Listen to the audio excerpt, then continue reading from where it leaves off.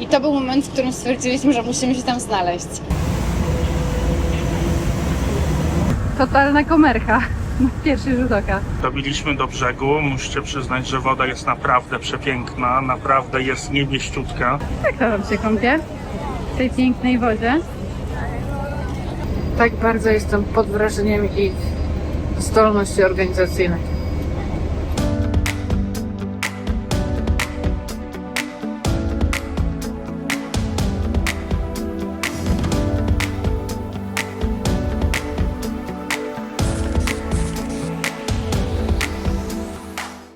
Hejka. Witamy się z Wami bardzo serdecznie. Jesteśmy właśnie na Gozo. Gozo jest to druga największa wyspa Malty, chociaż tak naprawdę to tam wcale nie jest duża, bo ona ma tam kilkadziesiąt kilometrów kwadratowych, a zamieszkuje ją kilkadziesiąt tysięcy ludzi. W każdym razie przyjechaliśmy tutaj, żeby pokazać Wam cytadelę i tą cytadelę właśnie widzicie za nami. Jako że przypłynęliśmy tutaj promem, to właśnie teraz damy Wam kilka przebitek z naszej podróży i za kilkanaście sekund wracamy do cytadeli.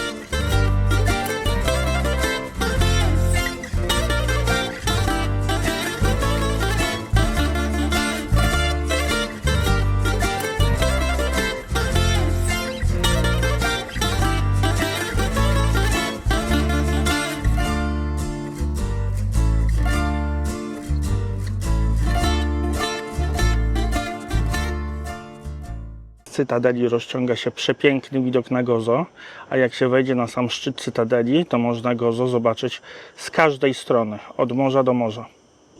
Gozo słynie z tego, że jest tutaj blisko 90 świątyń, a to jedna z nich. Jesteśmy od niej tak daleko. A tak wygląda pierwszy widok cytadeli. No i nie zgadniecie gdzie idziemy. Oczywiście na górę. Jest po prostu niesamowicie. Jest 36 stopni Celsjusza, słońce afrykańskie pali, a my zwiedzamy wśród murów. Możecie sobie wyobrazić, że się z nas leje. Ale czego się nie robi, żeby zobaczyć coś nowego. Nie powtarzajcie naszych błędów, proszę Was. Nie zwiedzajcie Malty w sezonie. Ja jeszcze tylko dodam, że żeby się tutaj znaleźć, musieliśmy jechać autobusem, później promem, później znowu autobusem, później kolejką, później spacerem, no i jesteśmy na cytadeli. A po cytadeli chodzi się takimi stromymi schodami. Dopiero zaczęliśmy, a już mamy dość. Tak wygląda szczyt cytadeli. Warto się tutaj wdrapać dla widoków, a jedną z głównych atrakcji jest oczywiście świątynia. Dobra rada od Gabi, uważajcie na kapelusze, bo dobrze, że mi zwijało kapelusz do środka, a nie tam na zewnątrz. Musiałam gonić. Ale udało się odzyskać. Mam ochronę, także pamiętajcie o ochronie i o tym, żeby jej nie zgubić. Coś tak poprzechadzać tymi murami, szczytami samymi i pomyśleć sobie, że to właśnie tutaj funkcjonował zakon Joanitów i tutaj była główna obrona nie tylko twierdzy, ale i wszystkich mieszkańców tej wyspy. Jest taka słynna historia, że kiedyś o wschodzie słońca wypuszczano ludzi, o zachodzie wszyscy mieszkańcy wyspy musieli tutaj wrócić. Bardzo często się mówi, że Gozo to zielona wyspa, ale mogę Wam powiedzieć, że 1 sierpnia to ona wcale taka bardzo zielona nie jest. W 1551 roku, o ile dobrze pamiętam, wydarzyła się tu ogromna bitwa, mianowicie ponad 10 tysięcy Osmanów wspieranych jeszcze przez jakichś innych barbarzyńców przypłynęło na Gozo i słuchajcie, udało im się to Gozo podbić. Wtedy na wyspie mieszkało około 5-6 tysięcy osób i wyobraźcie sobie, że wszyscy trafili do niewoli. Ta cała wyspa w ciągu jednego dnia została kompletnie bezludna. Warto dodać, że mury, które tutaj widzicie, to jest oczywiście ogromna warownia zbudowana przede wszystkim w XVI wieku przez zakon Joanitów, co nie zmienia faktu, że ziemie te są prawie nieprzerwalnie zamieszkałe od blisko 7 tysięcy lat. To właśnie tutaj na tym wzgórzu i okolicznych miejscowościach, okolicznych ziemiach znajdują się budynki oraz osady z epoki brązu. Znajdziecie tutaj też urokliwe knajpki. Tu na przykład można się szprica napić. My postanowiliśmy, że zanim się napijemy czegoś zimnego, to jeszcze Zwiedzimy kilka uliczek, jak one tu wyglądają. Póki co są naprawdę boskie. Przepiękny plac katedralny wraz z katedrą. Wszedłem do katedry, wejście tutaj kosztuje 5 euro. Ja wszedłem, ponieważ chcę wam coś pokazać. Jest tutaj naprawdę wyjątkowa rzecz i zaraz postaram się ją nakręcić. Nie wiem, czy widzicie tą kopułę. Słuchajcie, tam nie ma kopuły. To jest wszystko w trójwymiarze. Zapytacie, dlaczego w trójwymiarze? Ano dlatego, że katedra nigdy nie otrzymała funduszy na budowę kopuły, więc jeden z malarzy postanowił namalować kopułę tak, aby wydawało się, że ona tutaj istnieje. Niesamowite, prawda?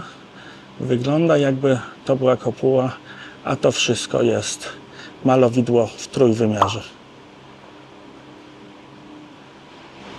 Na tyłach świątyni znajduje się małe muzeum katedralne. Tutaj możecie podziwiać przepiękne, zdobione srebrne i złote klejnoty oraz przyrządy do mszy, a także widać jakieś elementy ubioru.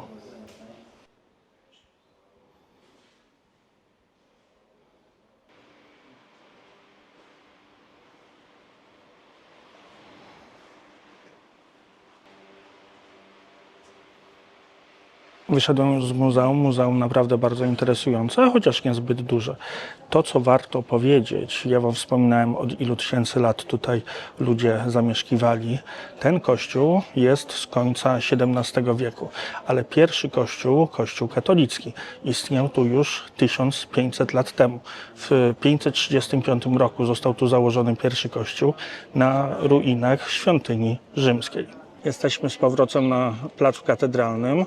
Tutaj możecie zobaczyć Pałac Sprawiedliwości i on cały czas jest w użytku, ale co ciekawe, na Gozo nie ma więzienia, więc nawet jak kogoś skażą, to idzie siedzieć do więzienia na Malcie. Tutaj mamy katedrę, a tutaj mamy Pałac Biskupa i on jako jedyny tutaj rezyduje. Jeszcze tylko wam pokażę, jak cytadela wygląda w całości. Jest naprawdę ogromna, bardzo rozległa.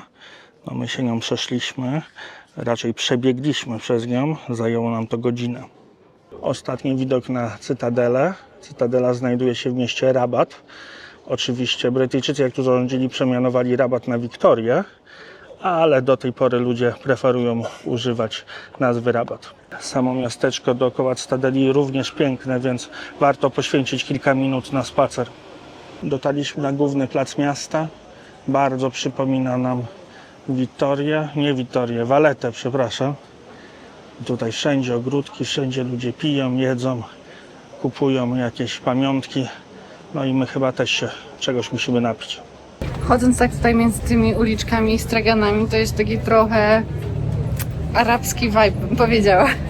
No albo też w sumie taki południowy, że wszędzie dużo kramów, jak się u nas mówi, i sprzedawców. Szybka przerwa w lokalnej knajpce. Słuchajcie, siedzimy w środku, bo tu jest klima. Popiliśmy, wypiliśmy całe 2 mirindy i teraz zbieramy się już do naszej kolejki. Kolejki zrobionej oczywiście z traktorka, także teraz będziemy jechać kolejką do portu. Później popłyniemy na kolejną wyspę, na wyspę Comino. Jest i nasza kolejka. Wbijamy.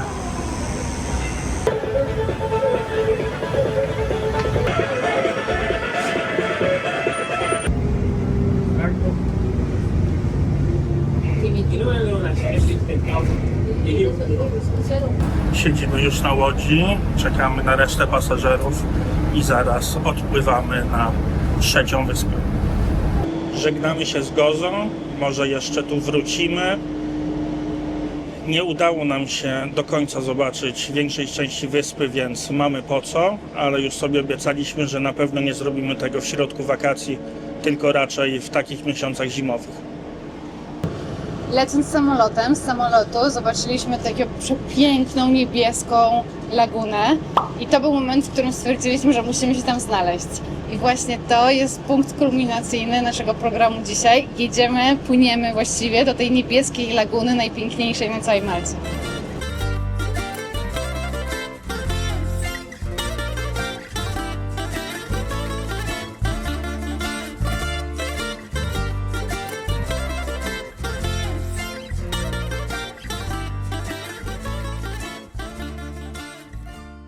Cóż możemy powiedzieć? Totalna komercha na pierwszy rzut oka. Patrzcie, ile statków, łódek. No po prostu niesamowicie dużo. Dobiliśmy do brzegu. Musicie przyznać, że woda jest naprawdę przepiękna, naprawdę jest niewieściutka. Tutaj obok jakieś mniejsze stateczki. Wszyscy dobrze się bawią. No cóż, idziemy do wody. Tak ten kolor wody wygląda z góry. Naprawdę niesamowicie, chociaż komercha totalna. Patrzcie, ile teraz jest tutaj statków. Jest godzina 15. My tu mamy 2 godzinki na kąpanie się.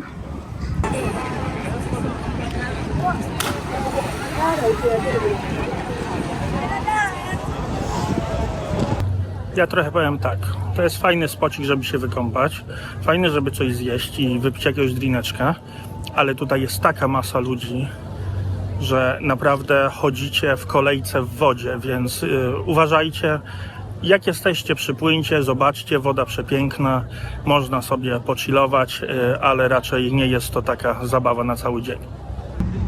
Zobaczcie, tam jest mini jaskinia, tam gdzie są wszystkie parasole.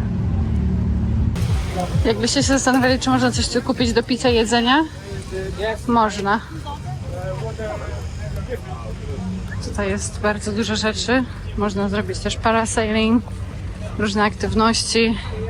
Mnie najbardziej interesuje ten kolor wody. Jest po prostu nieziemski. Wow. Próbowaliśmy znaleźć jakieś spokojniejsze miejsce do pływania, ale po prostu wszędzie jest multum ludzi i się nie da. Za to można czuć się bezpiecznie, bo jest drużyna ratowników. Chociaż ja nie wiem, jak ci ratownicy sobie poradzą przy takiej ilości ludzi, zwłaszcza, że oni są na górze, a ludzie, którzy się kąpią, są tam na dole. Jak to wam się kąpie? W tej pięknej wodzie. Wśród tylu ludzi.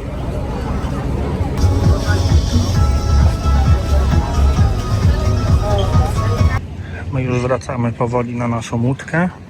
Planujemy tam jeszcze się przepłynąć, zjeść w tirę, napić się sprajcika. No i powoli będziemy czekać, aż będziemy odpływać do Valety.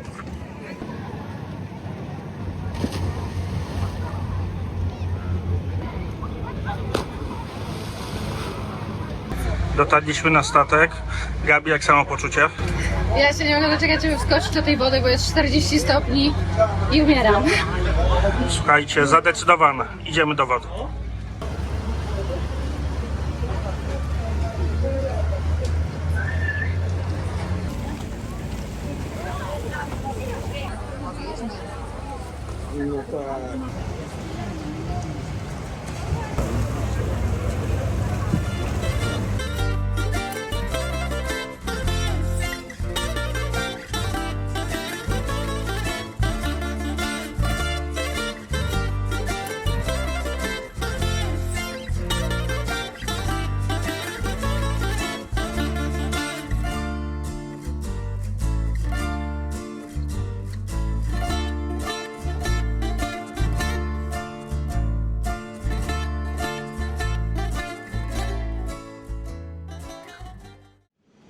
Przyjechaliśmy już do Valety.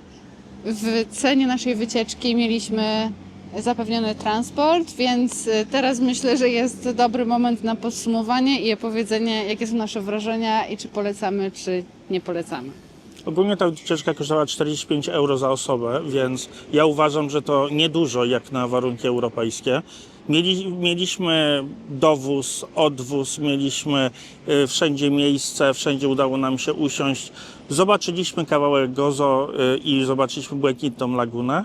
Może nie była to najbardziej spektakularna wycieczka, ale tak jak mówię, 45 euro w środku sezonu wydaje się całkiem uczciwą ceną. Z drugiej strony mnie się nie podobało. Ja nie polecam tej wycieczki i według mnie powinno się poświęcić jeden dzień na przykład na Gozo, z chęcią bym tam sama pojechała, jeden dzień na Comino. Dla mnie było za ciepło, bardzo źle zorganizowana ta wycieczka jest, dużo czekania, dużo bezsensownego stania i czekania i to było za dużo ludzi, także to nie są moje klimaty Mnie najbardziej z tej całej wycieczki podobała się kąpanie w tej błękitnej lagunie, mimo że było tyle ludzi, że naprawdę nie było też z tego dużo przyjemności. Także może lepiej, jeżeli się jest po sezonie, przed sezonem, nie w sezonie, ale w sezonie taka wycieczka nie za bardzo. Z Maltą przywitaliśmy się z Wami spod tej fontanny, spod tej fontanny również się żegnamy.